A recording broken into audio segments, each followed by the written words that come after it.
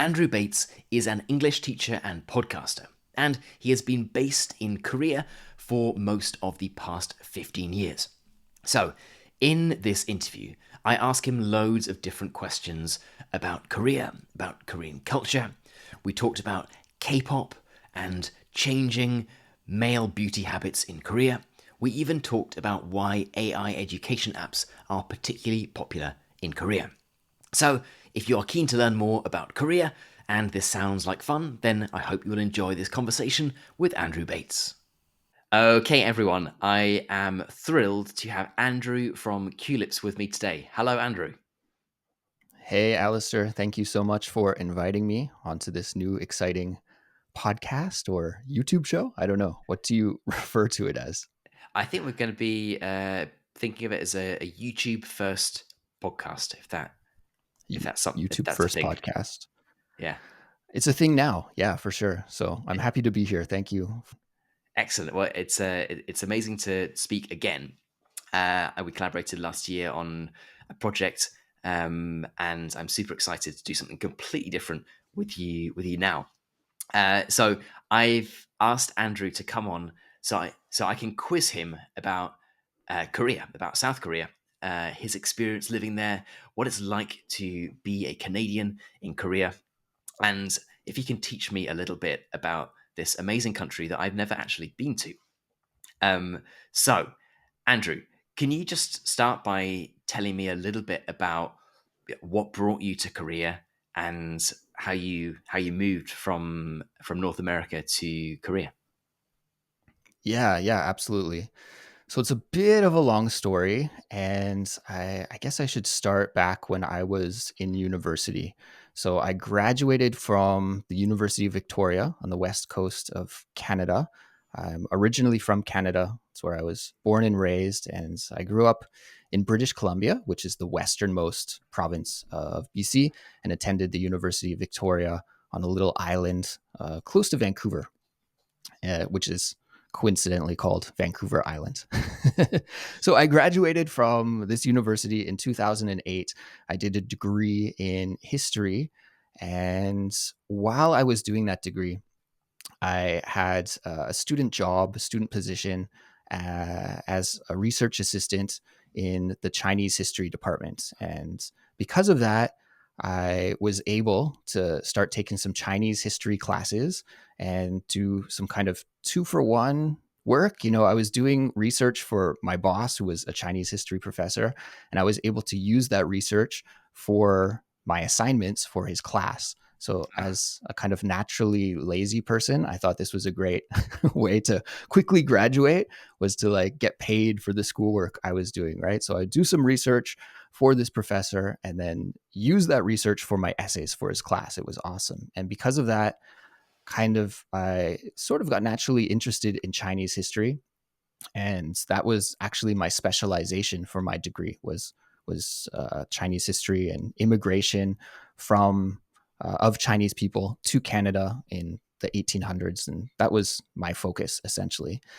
And so after I graduated, I thought if I wanted to pursue this further, if I wanted to get a master's in history, or if I wanted to do history as a living, and if I wanted to keep learning more about Chinese history, I really would have to learn the Chinese language. It seemed like that was very, very important to do. So I was thinking about, should I go to China and should I study Chinese and should I do this seriously?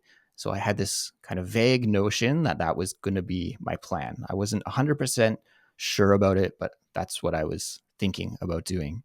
And then I looked into actually going to China and studying and attending university there.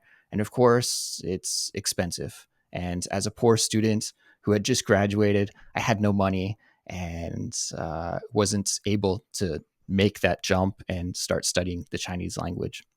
So instead, I was looking around for a different job, something to do. And I had some friends who were teaching English in Korea. And this is something that never really came across my radar at all. But hearing about them going over there to Korea to teach English, I thought, that's kind of interesting. Maybe that's something that I could do as well. And I also had a really close friend at the time who was a Canadian Korean. And he told me about his experience in Korea and said it's a really exciting kind of country that's very different than Canada. And so I guess it was those two experiences of seeing my friends go over to Korea and talking with them and hearing about their good experience. And also my friends who had been to Korea several times and told me about it. It got me interested in perhaps moving there to teach myself. And so my original plan was like, okay, Korea and China are pretty close, right? So I can just go over to Korea, even though I don't know anything about this country. It could just be an adventure. I could go over there for a year, I could save some money, and then it would be really easy to move over to China. And then I could follow that dream that I had at the time of learning Chinese and going deeper into Chinese history and perhaps maybe pursuing that as a career. Thinking back on it now, I don't think that would have been a good choice. I don't think I probably would have had too much of a future in learning about Chinese history and pursuing that full time. But Mm. that was my thinking at the time. So, anyways, yeah, one thing led to another, and eventually I ended up applying for a job in Korea, and I got the job. I was accepted to this program called EPIC, which was a program that was created by the Korean government, I think, in the early 2000s or maybe late 90s, which was to bring a lot of English teachers from I guess the seven English speaking countries that have it as an official language of native speakers. So I think Canada, America, Ireland, the UK, South Africa, Australia, New Zealand, those countries. They invited teachers from those places to come to Korea to Mm. teach English in the public school system. And so that's where I got a job, and I ended up working in a Korean primary school, elementary school, as my first gig in 2009. Okay. Did Yeah. and were you sort of thrown in at the deep end, or did they give you, some training and stuff beforehand? Yeah, mostly just thrown in. I think they wanted us to bring our outside perspective and wanted us just to not necessarily teach the students. Like, I think this is actually kind of a good idea that they had at the time, was just like they wanted an outside influence at the school, right? They wanted somebody who thinks differently, that acts differently, that speaks a different language, and just for the students to be exposed to that kind of, well, a foreigner, right? A foreign perspective.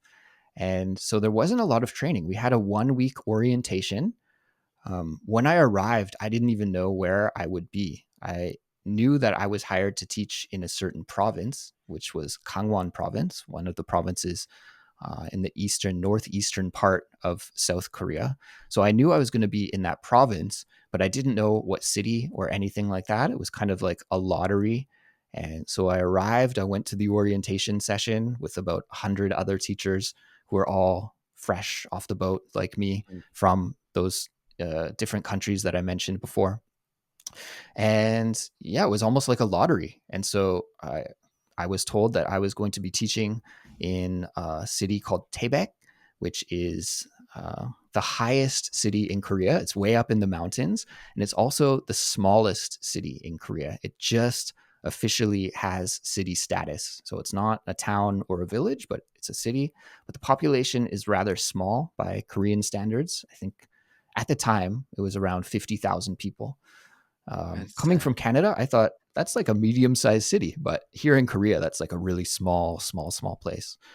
So yeah, I ended up teaching at a very small elementary school in the mountains. The total school population was around 50 students. So from wow. K to 6, I worked with those students, and yeah, it was awesome. It was a great experience, and I think good for the students too. Like they got a lot of time to just play and hang out with me, and I did do teaching, but I didn't have any teaching experience, right? Like just that 1 week of orientation, and I had no background in education, so just tried to figure it out as I went along. And mostly, I think I was just encouraged to like play soccer with the students, hang out with them, and speak English to them, and so that's what I did. It was really fun. Were you the only non-Korean at the school? At that school, yeah, I was the only one. Wow, it must have been quite an experience. It was, yeah, it was really unique. One thing that's cool about, well, I don't know if this is cool for Koreans, but it worked out to my advantage in this situation, is that Korean teachers that work, and to be honest, I don't even know if it's the same system anymore. And I don't know if this is different province by province, but I can only speak to this one specific time. But at the time in the province Gangwon-do that I was in, school teachers by law had to change their school every several years. So you wouldn't be a lifer at one school. You'd get a job, and I think it was every 5 years it was mandatory for you to switch schools. And so at that time, the other teachers at that school, the Korean teachers, were all from different places in the province. None of them were from Taebaek, and none of them lived there. So they all lived in a dormitory that was just a little way away from the school, just down the road. Because they all came from different cities and different places. And it was kind of like, okay, your 5 year shift is done. You have to go to this school for the next 5 years. So they'd move from place to place to place. And so because of that, I really had a good relationship with them and we got along really well. Those teachers tended to be younger, and I was just out of university as well. Most of them were just out of university. So, yeah, I felt like I made some good friends with the other teachers there. We were all around the similar age. And of course, my experience was way different going to a new culture. They were just in a new city, but we are all kind of new in that place. So I think that really helped, and they helped me adjust to life in Korea. So I really was thankful for them for helping me fit in. Yeah, nice. Were you in the dormitory as well? No, no, they gave me like this huge apartment by Korean standards. It was yeah, paid for. It was part of my compensation package, and it was like this big 3 bedroom apartment, uh, which is wild to think about now. It was rather old and kind of dingy, but I thought, yeah, it's pretty cool. That was my first apartment that I ever lived in by myself with no roommates or anything. So it Yeah, was pretty fun. very nice. And was that 12 years ago? Something like Yeah, that. so that was even longer ago. That was first in 2009. Ah, sorry, So, 2009. Alistair, you and I were talking a little bit before we started recording here, and I've spent about 12 years in Korea total, but on and off. So I came to Korea. This is actually my third turn here. I stayed in Korea for a little bit, went back home to Canada, came back to Korea, and then went back home to Canada for a long stretch, and then finally came back again. So I've been on and off in Korea for a total of 12 years, but the time from when I first came to Korea until now is longer than that. I first arrived in Okay. 2009. Yeah. So what is the pull of Korea for you? What is it that kept on bringing you back and has meant that you have set up a life for yourself there? Yeah. It's hard to really pinpoint one thing. But it's interesting, I was saying earlier how I had this dream of studying Chinese and going to China. After I finished that first year in Korea, that dream just like went out the window. I just fell in love with Korea during that first year here, and just it totally made me give up and forget about even going to China. I was like, I don't need to go there anymore. Like I don't know what I was thinking. So in a good way, I kind of found my groove here in Korea. I think I was really attracted to just like the wild, random nature of Korea, especially being thrown into this really immersive situation where I was the only foreigner in the village where I was teaching. I didn't know the language. I didn't know what was happening most of the time. And that seemed really exciting. And also, Korean people were really exciting. Like, it's like a busy, fast moving country. It really develops quickly. And there was just something really attractive to that just pulled me back. And I also fell in love with the food, fell in love with the language eventually. And yeah, it just seemed like a place where when I'd wake up in the morning, I would never really know how the day would unfold and, what would happen by the time I went to sleep. And I like that because I felt like in Canada, my life was very predictable and I could Hmm. know how my day would unfold. But in Korea, I would never know. And I'd always say to myself, I'd go on this like wild adventure or something crazy would happen. I was like, wow, I never would have expected that my day would have ended up here in the morning. So I loved that. It was just so exciting in that way.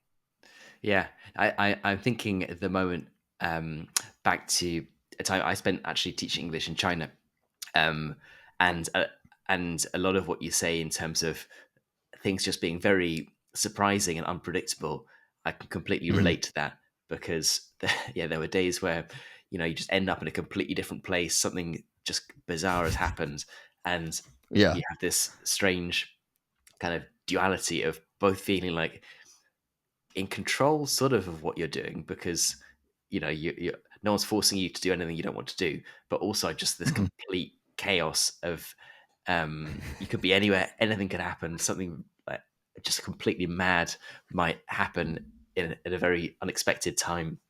um, and I think some people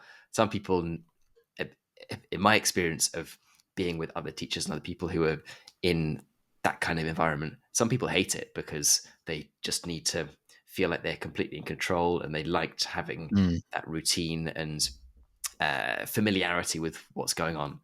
Other people, Hmm. like me, and it sounds also like you, just absolutely love that because it brings that sort of variety and kind of unexpected yeah, just like uh, not just the variety, but the fact that you have this sort of sense of like life just pulling you somewhere. Um, that is really exciting. Yeah, yeah, you got to embrace the chaos. I love it. I have one story I can share with you that's really funny that kind of illustrates this point. I remember one day I went to work at the school, and I was told, "Oh, we're going on a field trip today," which was completely surprising to me. Like I had no idea that we were going to go on a field trip. In retrospect, probably all of the teachers and the staff were talking about it for weeks and weeks and weeks and planning it, but because I didn't know the language, I had no idea that we were going on a field trip that day, and so it was just news to me. And that's one thing that people in Korea, foreigners in Korea, sometimes complain about is like they'll just be told like something is going to happen with no warning, no expectations. And I think that's really just a language gap. It's like when you don't know the language and you're outside of it, you don't understand what's happening, then of course it seems surprising. And Mm, yeah, maybe in retrospect, it would have been nice to have a heads up like, oh, tomorrow we're going on a field trip, but that's not the way I was told. It was like, today we're going on a field trip. We're going to go visit, I can't remember. I think we went to a museum, a mining museum, in fact, if I recall correctly. But anyways, that was the plan. We're going to go on a field trip. So cool, embrace the chaos. Let's do it. So we all loaded onto a couple of buses and we were going to this museum or wherever we were going. And suddenly we were beside this little river, driving beside this little stream, and the school bus broke down. And so we were all ordered off the bus. And the location that we were going to wasn't too far from where the bus broke down. So the other teacher said, "Oh, we can just walk there. It's okay."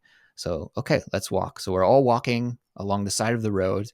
And in this bus, there were probably, 25 or 30 little elementary school students in grade 2 and 3. So they're just little kids, right? And we're walking along the side of this road, which was not so bad, but I was a little bit stressed out. Like, uh, I don't want anything to happen to these kids. We're on the side of the road. There's no sidewalk. We're just on the shoulder. It wasn't a busy road, but I was still a little bit stressed out and making sure that they were all walking in a line. And then, which was really surprising to me, the head teacher told me that we need to cross over this stream. And so if we keep walking a little bit, there was some stones in the stream that we could cross over. And so I was expecting, like a little bridge or something, but it was really just this creek with like rocks that were in the stream.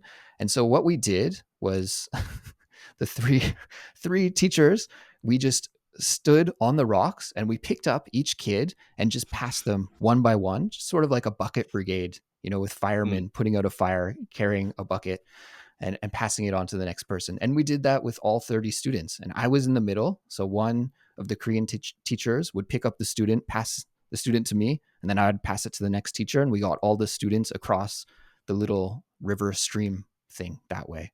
And so I remember in that moment being like, wow, I didn't think I was going to be doing this today. When I woke up, this was all a surprise to me. But those kind of moments were really exciting at the same time. And yeah, thankfully we got all the students across the river. Nobody was hurt, That's nobody was injured. But that was hilarious to me. it's like I'm imagining some kind of um, teacher training question that you would get in an exam in the United States or in the UK or Canada or something. It would be like, oh, you've got a Mm, group of children, you need to cross a river. Do you A, wait for help, B, try and pass the children across from one to one, or C, yeah, try and find an alternative route? It's like, actually, we're just going to pass the children across. yeah, yeah.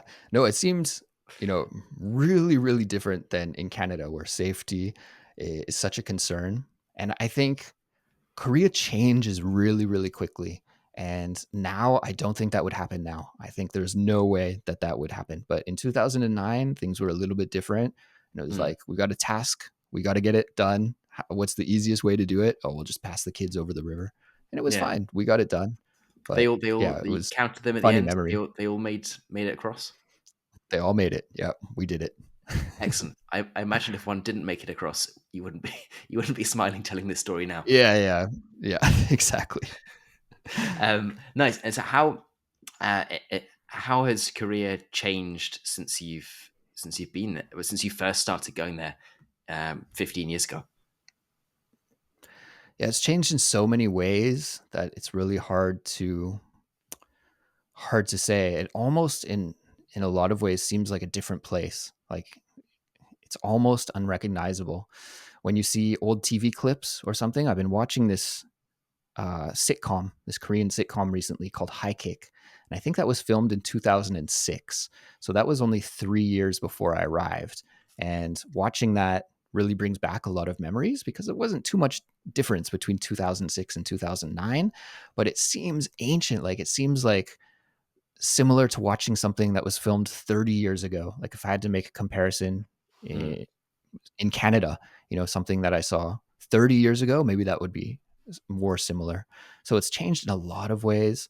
It's a really techie country, so the technology changes very quickly.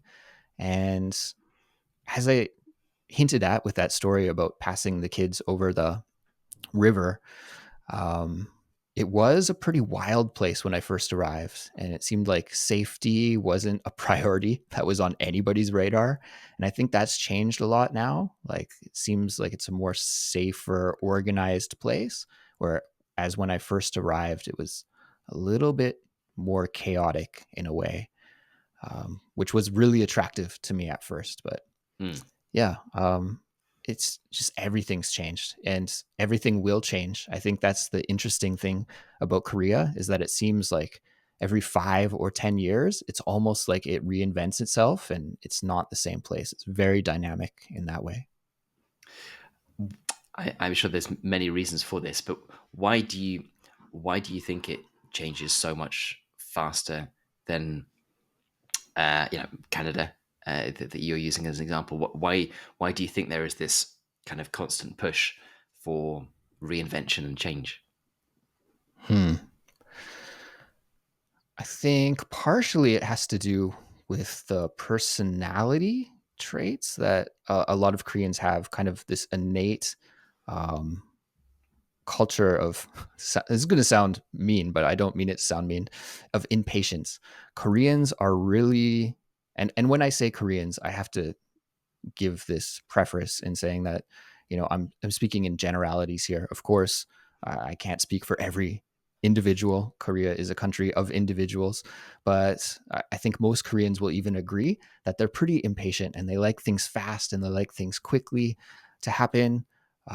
When I first arrived in Korea, one of the big flexes that Koreans would kind of brag about, they were really proud, is how fast their internet was compared to other countries around the world. They're like, we got the fastest internet in the world. These days, Koreans will brag about how everything is so fast. If you order food on a delivery app, it arrives really quickly. If you order something online, it can be delivered the same day. Like things are really, really quick here. And I think that's just something that's innate to Koreans. So they have this demand and this desire for things to move quickly. And I think they're also pretty flexible. If something isn't working, they can give up on it quite quickly and like, this isn't working, let's try this. This isn't working, let's try this. And so perhaps because of those two reasons, things do develop quickly. And there's also, I mean, in terms of technology, you have huge companies like Samsung, like LG, right? And so they're always pushing the boundaries with new tech and stuff. And Koreans adapt to that quite quickly as well. So you do see a lot Mm. of technological change in the country. It's, yeah, as I mentioned, very dynamic in that way.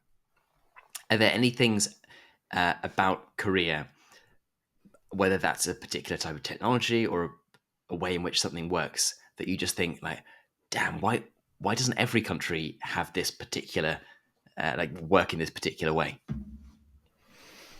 Hmm. If you had asked me that question like 5 years ago, I probably could have given you a long list of things that Korea was doing, and they were really ahead of the game in many ways. I think other parts of the world are starting to catch up, and it's not as unique anymore. And a lot of the tech that Korea had before other countries now everywhere has it. But What sort of stuff? just being able to do like everything on your phone, I think. I was talking with somebody that was a newcomer to Korea, like a Westerner that had arrived in Korea just a year ago, and they were saying how convenient it is to live in Korea. You know, you can order all your groceries through your phone and get them delivered. You can order food through your phone and get it delivered. um, Movie tickets, like everything that you need to do in your whole life, you can do with your phone. You know, you can make a doctor's appointment with your phone, everything.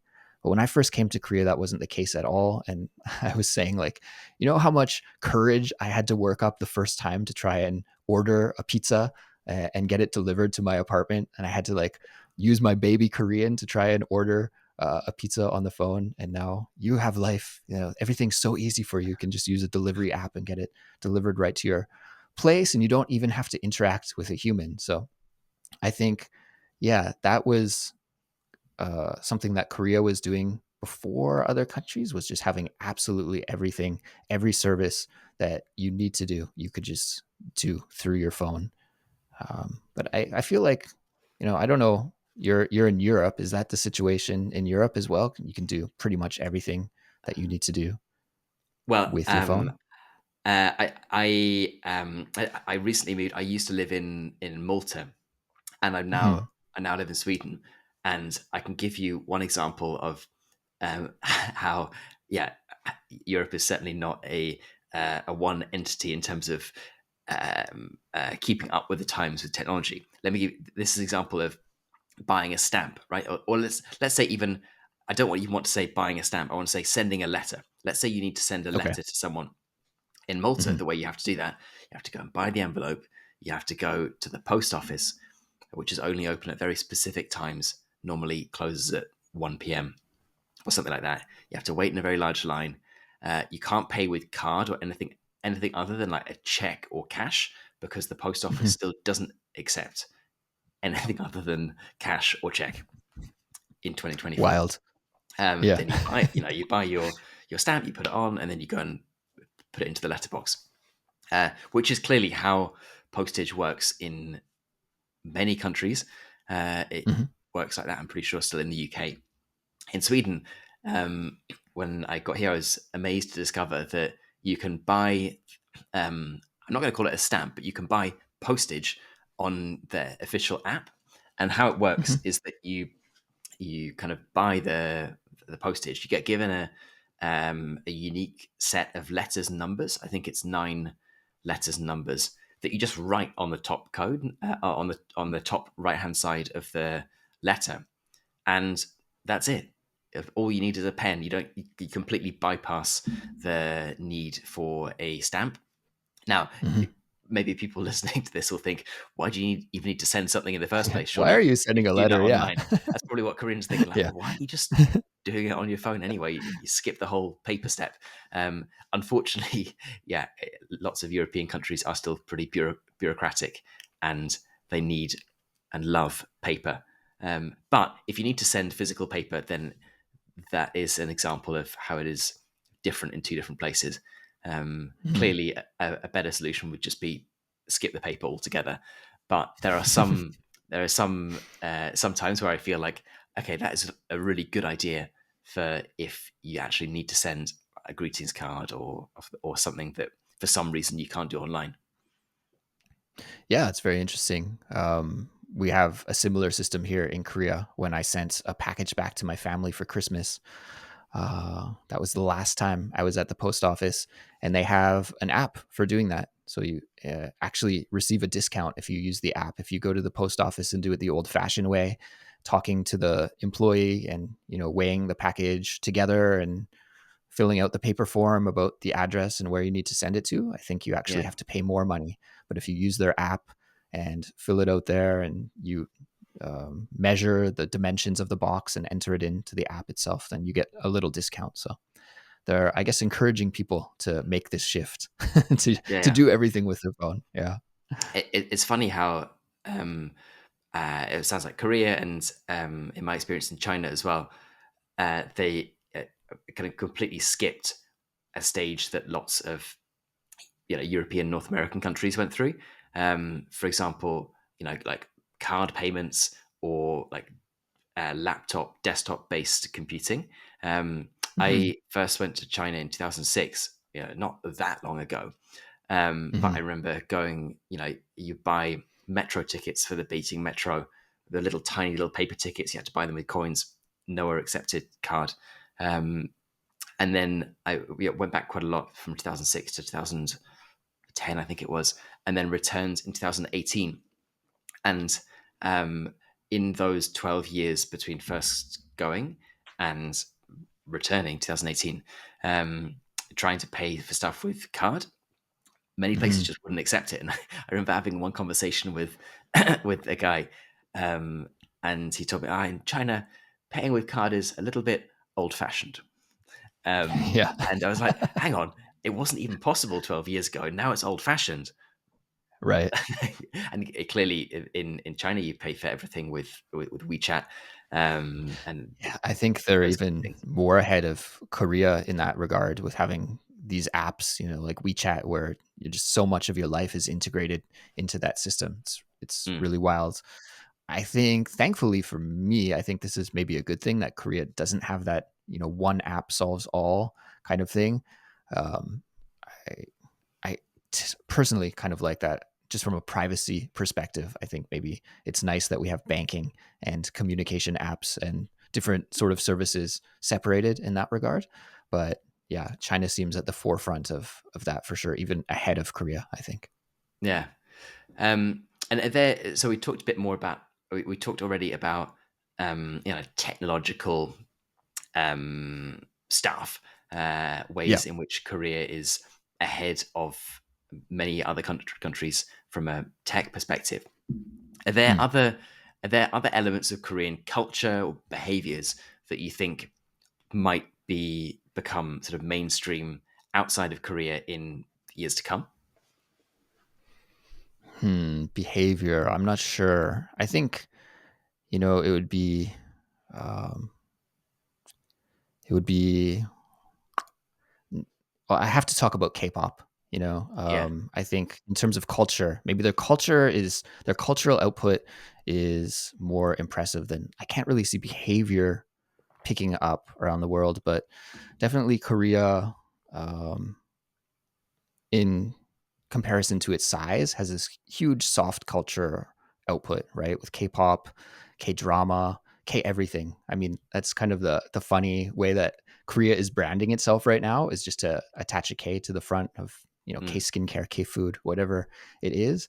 And I think that's maybe the biggest influence that Korea has right now on the rest of the world, and that's where its influence is with those different types of that arts and that side of things. So why do you think K-pop is so successful all over the world? Yeah, I have no idea. That's a great question. Like, I guess I'm too Are you a old. Like, fan? I don't really get it. kind of I'm a music guy, so I'm a music fan, and I think it's not really fair to call K-pop a music genre because it's so much more than that. It's its own thing. It's a lot of things put together. It's dance, it's fashion, it's style, it's music, it's singing, but it's not just music. So from if I'm thinking of K-pop as just being a genre of music, I think it's a little bit disappointing in that way. From time to time, there are some really great K-pop bangers, absolutely for sure, but I can't say that I'm like a huge K-pop fan. I It moves so quickly. Like it seems like there's a new group out almost every week, and I talk with a lot of university age students all the time in my daily life, and they're always like, "Have you heard this group? Have you heard of this group?" And I just can't keep up. So I can say that from time to time I'm a fan, but I don't follow it too closely. Yeah, unfortunately.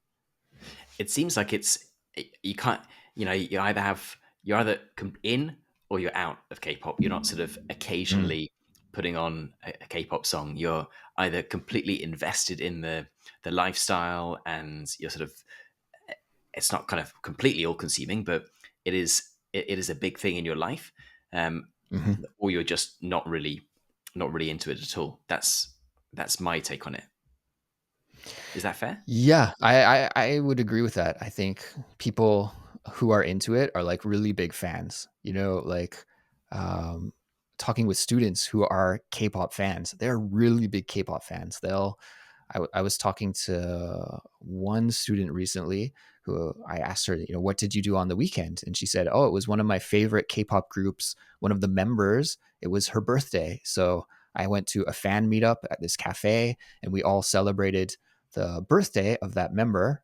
But of course, that member from the K-pop group wasn't there. It was just like the fans gathering, and they had a cake, and they like hung out, and they celebrated this member's birthday. Just kind of like a fan club gathering, I guess. But that's like pretty all consuming, right? That's a lot of effort. That's a whole day out of your weekend to go and celebrate the birthday from Yeah. this K-pop It's group. So yeah, I think you're right about that. It is, if you're in for sure.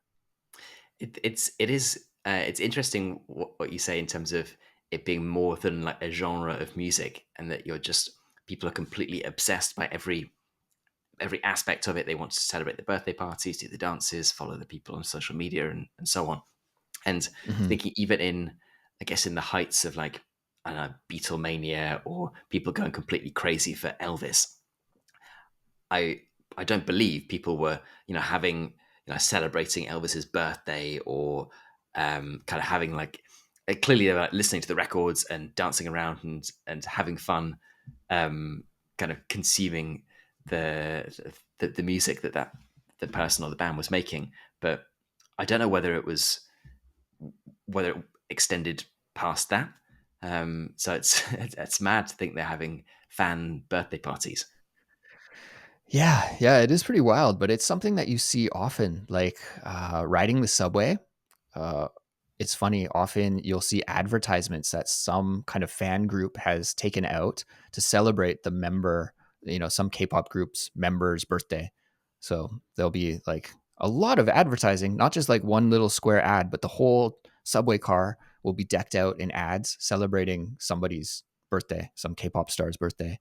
And interestingly enough, sometimes these are not even from Korean fans, they'll be overseas fans. So it will say, like, most of the ad will be, for example, in Chinese, and there'll be some little sentence in English that I can read that will say, like, from the Chinese fans of such and such group, wishing this member a happy birthday. So it is something that's part of like K-pop fandom, is making some sort of public display that you are supporting this group and this member, and you want to celebrate them.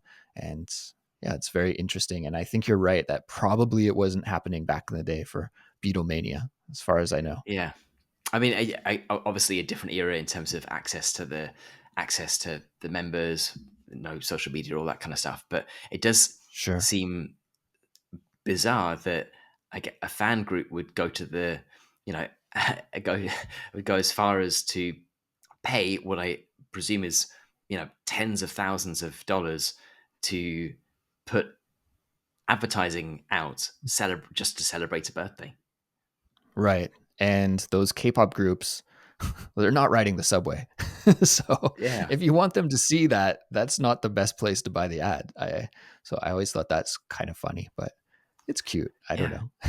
And but I guess there's a whole adjacent industry of presumably that that the fans of person X, Y, or Z, presumably you pay a, I don't know, a membership fee to be part of their fan group, and I Yeah, there's guess got to be like a whole some kind of, sub economy that's based around that. Absolutely. yeah, bizarre. Yeah, it's Okay. bizarre. Yeah, Um, but in terms of like why K-pop is popular overseas, I don't really know. It'd be interesting to talk with some overseas K-pop fans and ask them about what the appeal is. But yeah, I think probably it's something to do with just it being different. It's like a really exciting genre of music. Like the music sounds a certain way, right? It has its own flavor to it, very upbeat, lots of energy in the music, and then the dancing, the kind of perfect image as well that's projected by the stars. I guess hmm. that's probably part of the appeal for sure. And I read also somewhere that like about the size of the what do you call it, K beauty market, especially for like Mm. skincare products for men and things. Hmm. That I believe that now Korean men spend as much on beauty products as Korean women, which Hmm. is, I guess, on one level fair, but at the same time, it's just very different from most other countries around the world where the burden of looking pretty or spending money on your appearance falls disproportionately on women.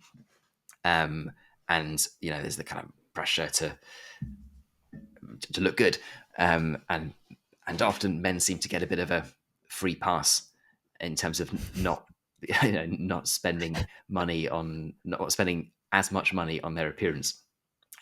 Yeah. So that's kind of interesting thing. 'Cause what I've heard also from friends who've spent time in Korea is that riding the subway and looking around, clearly this is a society where people take a lot of pride in their appearance, and there can be good elements to that, bad elements to that. People can come to their own judgments. But clearly, people spend a lot of money and spend a lot of time making sure that they look good.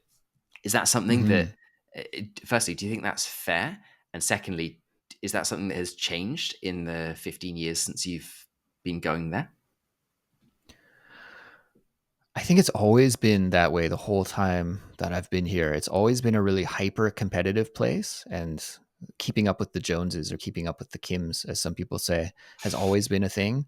And yeah, it was shocking for me too when I first arrived to see how much effort that especially guys, as you mentioned, would put in to looking good. And I have to say, before I ever came to Korea, I didn't think about my skin at all, and it's not like I have an elaborate skincare routine at all or anything, but now I do put on some lotion in the morning, and I do Oh, kind of think about my skin then the results are in a way showing. that I didn't before. Yes, thank you very much. So yeah, it's kind of had an effect on me. But yeah, I think it is really a place where people do take pride in the way that they look and their appearance. And so, yeah, you see a lot of people who are fashionable and spend. You can look at the brands that they're wearing and you're like, yeah, that outfit is very expensive. And it's not, it seems to me that that trickles down into um, all aspects of life in Korea. One of my hobbies is cycling. And so sometimes I go out to the Han River, which is the river that runs through the middle of the city and sort of separates the city into north and south. And south is Gangnam, the area, which is kind of the famous neighborhood in Seoul. And so I'll go out on the riverside path to cycle, and I'll be passed by cyclists who you can tell are not like really pro cyclists. I can sense that they're newbies, but I can see the Mm. bike that they're riding and the clothes that they're riding, and I'm like, okay, that guy's like got $15,000 worth of equipment right now with the bike and all of his gear, and everything's top of the line. And he's obviously new to cycling, but I think to an extent, like people maybe are flexing and showing off. I don't know, but you see it everywhere. You see a lot of attention paid to looking good, to using the best things. And I think it might be that competitiveness in the society. If your friend or your neighbor or your coworker does something, then you kind of Mm. want to one up them or at least stay on the same level. You don't want to fall behind. And so that, yeah, uh, yes, it's very competitive in that way. Yeah, fascinating.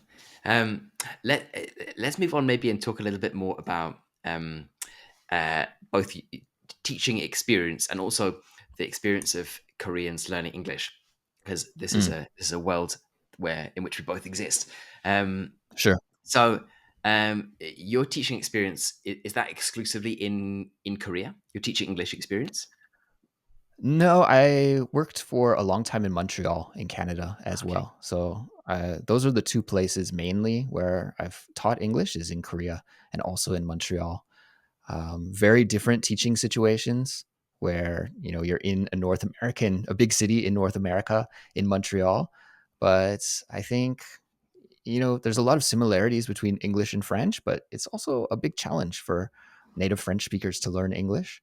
And Mm. I think maybe a bigger challenge for native Korean speakers to learn English, but maybe a little bit similar in that regard that, learning English is tough for both of them. But yeah, to answer your question, those are the two main places where I've taught.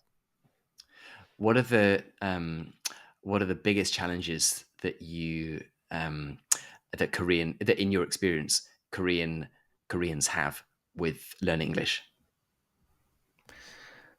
I mean, it's the languages are so different that it's just a challenge that's challenges are coming from every direction. Literally, like every element about the two languages are different. So you have grammar challenges, vocabulary, pronunciation, just everything. But I think maybe the biggest challenge or like the biggest thing that I would encourage Korean people to do and that I do encourage them to do is to spend more time with the language.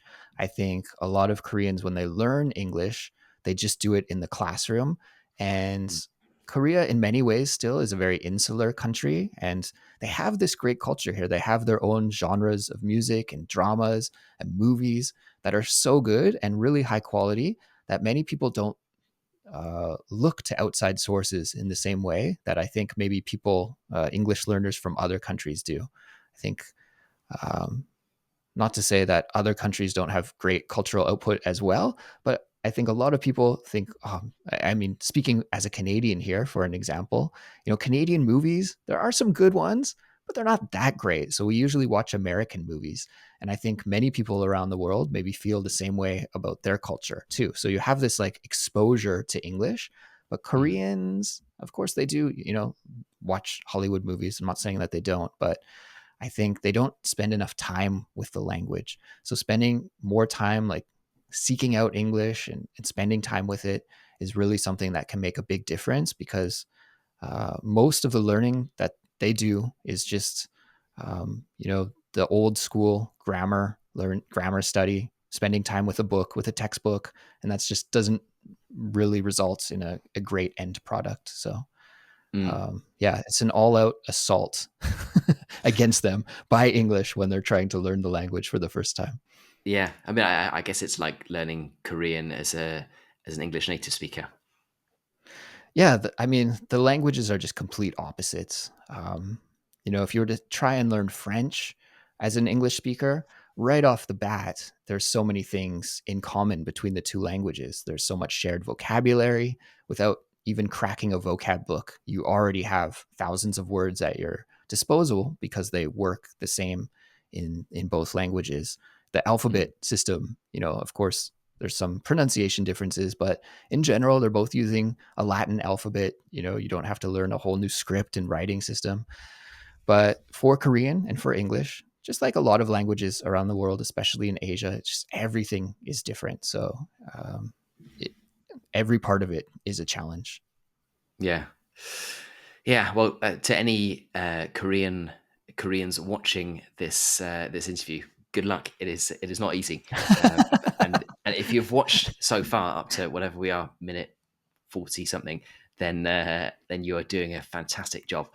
Um, Yeah, well, one thing. I have to say, it's just sorry, Alistair. I mean, my experience here is kind of what inspires me and motivates me to make Culips as a learner, like an English native speaker learning Korean. I realize like, oh, the one thing that really has pushed me in my Korean learning and made me go from, being completely terrible as a beginner to like not so bad as someone who's lived here now for a long time is just really spending a long time with the language. You need to get it in your ears, you need to get it in your head, and so that's what I try to do with Culips is really try to make interesting content that people can spend a lot of time with, that you want to listen to more and more and more, and just so that they can achieve that goal. Because once you get a lot of exposure to the language, that's when things start to happen. That's when things get unlocked for you. And that's when language learning becomes fun and interesting. So, my experience in a lot of ways here motivates me with what I do at Culips.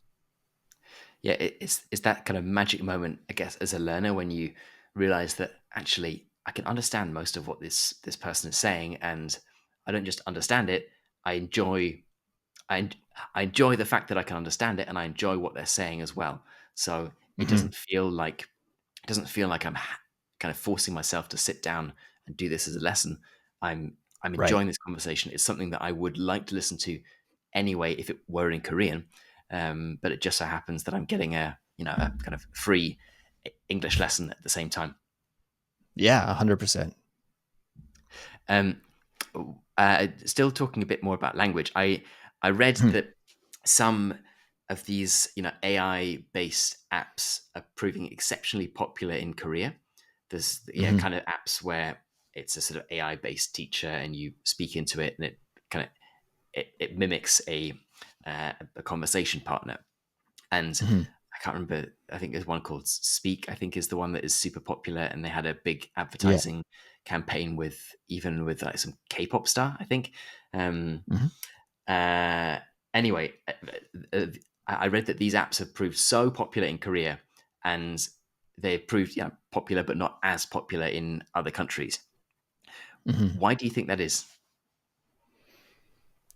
I think, I was talking a little bit earlier about how Korea is a kind of insular country and there aren't too many foreigners here. Like there are a lot of foreigners in Seoul. When you go around, you will see a lot of people who are not Korean, but most of them are travelers or like on holiday or something. There's not like a ton of us that live here long term.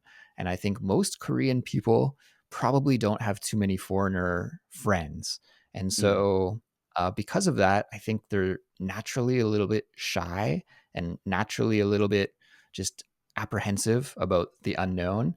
And so, of course, like some people have a really outgoing personality and they love to make new friends and talk with people and make those relationships with English speakers and speakers of other languages using English. But for many, many people, and this is definitely my experience with from working with a lot of Korean students as well, is that they get shy when they have to speak English, and maybe shyer than other people. Uh, mm, One of the cool things about doing Culips is I do get to interact with a lot of our listeners. And when I talk to listeners from other countries, from South America or from Europe or other places around the world, they're always like really outgoing and say a lot and just talk, talk, talk, talk, talk. They're so happy when they get the opportunity to talk with me. It's almost like I don't have to say anything, they just go off. But when I talk with Koreans, it's not necessarily the case. I'm usually the one leading the conversation, and I have to kind of poke and prod them to get information out and to keep the conversation going. Of course, that's just something that I've noticed in general. Not everybody's like that, but I think maybe that's got something to do with it, right? So, like, if you aren't confident, and that's another key thing, I think. Unfortunately, many Koreans, even if they can speak English well, they're not confident about it. And they have this kind of complex about it. Like they want to be perfect. And so these two things combined, like this wanting to be perfect and this feeling like I'm not a good enough speaker, and this natural shyness makes it so that, oh, if I can just talk with an AI to like practice and level up my English, that seems like a good idea. That seems like something that might work out really well for me. So I think Yeah, maybe all of those factors that I mentioned combine just make it so that, yeah, maybe speaking with an AI could be convenient. And also, like, people are really overworked over here as well. So there's got to be the convenient side of it where you can just, pop it open for 10 minutes or something at the end of the day and squeeze it in. That's yeah. it's very time effective, right? I'm sure that is a big reason too. 'Cause I think watched the ad that they did with the K-pop star. Who I'm sure any Hmm. K-pop fan watching this is gonna be like, oh, obviously the K-pop star is their name is X, Y, or Z, and I can't believe you just called them Yeah, K-pop star. I Um, don't know who it is either, but Apologies, I don't know the name of the person, but clearly mm, it is a famous person. I think it's a woman. I think that okay, one maybe they did it with multiple ones, narrows but it down a little bit. um, but the one I saw, I think she was like really tired after a long day of doing whatever a K-pop star does, and Hmm. was kind of lying on the bed and kind of talking to this AI. So I guess they realized that kind of like squeezing something in at the end of the day is probably a big value add. Um, Yeah, I think, yeah, definitely the convenience side of it makes it really attractive. And yeah, I don't know. I've never tried. I mean, I tried talking in Korean with ChatGPT. I don't really get that same experience, using English with it. But I tried talking with it in Korean using the voice chat feature, and we had a little conversation, and it was kind of cool, like the novelty of it the first time that I did it. But to me, it's not really a replacement for having a real conversation. I don't know yeah, exactly. I've never. I actually did try Speak a few years ago, and I made my wife use it so I could test out and see how good it was. So it's probably improved a lot since I last tried it. So I'm not really sure about how it's acting right now. But for me, I mean, I like connecting with people. I like talking with people. So from my perspective, it seems weird to mm, try and have a conversation with it. But I could see, like, if you're just doing little bite-sized lessons with an AI, that it could be really helpful. And I think with language learning in general, anything that gets you to do it, right? Like, doing something is better than doing nothing. So whatever works for you is cool. And also, like, if this is like something that you can add to your toolkit and is one way that you're practicing English, it's probably fine.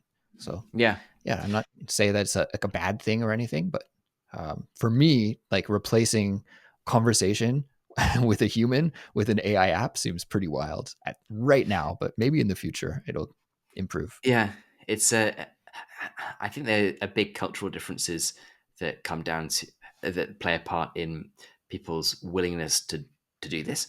Um, because yeah, if, if you exist in a culture where perfection is prided, and people are afraid of making mistakes, people don't have much time, and they are shy, and they don't have access to native speakers, then I can completely see why, yes, that all of those reasons mean it's taken off in Korea, um, and places that have similar sort of cultural elements to Korea.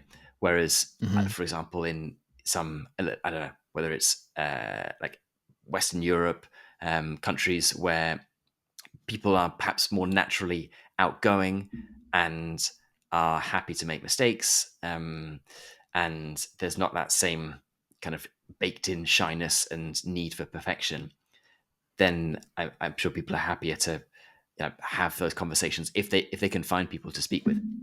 Um, but I completely agree with you. It's certainly better to be doing something than nothing. And if people have if this gives people if this makes people do an activity related to learning English, then that's certainly better than nothing at all.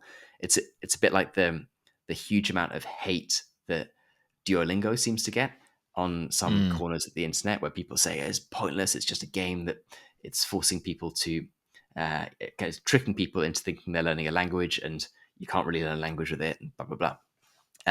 But at the same time, it's got however many hundreds of millions of people interested in learning a tiny bit of a language, and Mhm. doing a little bit of language learning. And if these people weren't doing that, they would probably be, scrolling through Instagram or playing Candy Crush or doing whatever other people do on their phones that provides a similar sort of dopamine hit. But at least they're learning something. Yeah. Yeah, I'm not one of these people that thinks there's like a right way to learn English or any language, and a wrong way. I have my biases about which ways I think are probably a better use of time than other ways. And maybe I think probably as podcasters and we both make content using this medium for people to learn English with, we probably are on the same page about this. But um, whatever works for you. Like if you're spending Mm. time with the language, if you're interacting with it, if it's keeping you going, if you're learning something and you're enjoying it, then hey, go for it. And any tool that can help us improve, I think, is worthwhile to use. So yeah, I don't know. Maybe I'll have to try Speak and check it out, and maybe encourage them to make a Korean version for me too. Could be Yeah. nice. I guess you have the advantage of living in Korea, being surrounded by native Korean speakers, including your Yeah. wife. So Yes. hopefully you won't have such a great need to turn to AI just yet. Yeah, yeah. The funny thing is, though, this is one of the interesting things about being married to a Korean is that you get, and I think, this probably applies to anybody in a relationship where you're not native speakers of the same language, is you really get accustomed to the way each other speaks. And so when my wife speaks to me in English and when I speak to her in Korean, we're really like forgiving. We know exactly what they're trying to communicate. And it can lead to some bad habits for sure. Like, definitely, there are times when I'm like, to my wife, like, why didn't you correct me on this mistake that I've been making for years? Like, I was just had this conversation and I made this grammar mistake and now I feel embarrassed, and you've heard me make this mistake like 10,000 times but you never corrected me. So you can get into some bad habits in that way. So maybe if there was like an AI that would fix my bad habits that my wife overlooks, that could be Yeah, useful. okay. Maybe it's sort of always listening in the background, and then quietly when your wife Yeah. isn't there, it sort of prods you and says, "Andrew, by the way, you know that mistake that you've made 72 times in the past 48 hours. Your wife's not going to tell you it, but actually, you should. Yeah, this is what you say instead of that." Right. Yeah. Yeah. Something like that. I don't know. Could be useful. There's a Yeah. market for an app developer out there. You can take this idea for free, run with it. Yeah, for people who live in kind of bilingual households who aren't Mhm. native aren't native speakers of either language and who need to be corrected because their partners just can't be bothered. Yeah, Yeah, it's that's a probably niche that. market, but there's something there. I'm in that category too. So if someone's listening to Okay. this and build something, then I will So be a you customer. know what I'm talking about then. I do. Yeah, my Yeah. wife is Italian, and so we Okay. speak a mixture of Italian and English. Mhm. And I make mistakes. She makes mistakes, although I make many more mistakes than she does. I think I'm the same way. Yes. Cool, Andrew. So this is probably just a nice way to wrap things up. Talking Sure. about podcasts, learning English, and Culips. Um, can you tell people where they can find more about you and listen to Culips if they would like to? Yeah, absolutely. So our website is probably the best place to find us and learn information about us. Our website is culips.com. That's spelled Culips.com. And we are a podcast for our audience is English learners at an intermediate to advanced level. I think probably once they hit more advanced content, then maybe Alistair, your podcast is a better fit. But definitely for the people who are, in that intermediate, high intermediate level, that's who we cater to. And we just make we've got many different series, we make a lot of content that is designed to get English into your ears and is fun and helpful and hopefully interesting to listen to. So I'd encourage anybody out there who is interested in learning more about me and my life in Korea. And I've got some great co hosts as well. We just talk about lots of different everyday style topics. And yeah, the best way to find us is over on our website, culips.com. Okay, amazing. Well, thank you so much for your time, Andrew. And yeah, have a wonderful day. Yeah, thanks so much, Alistair.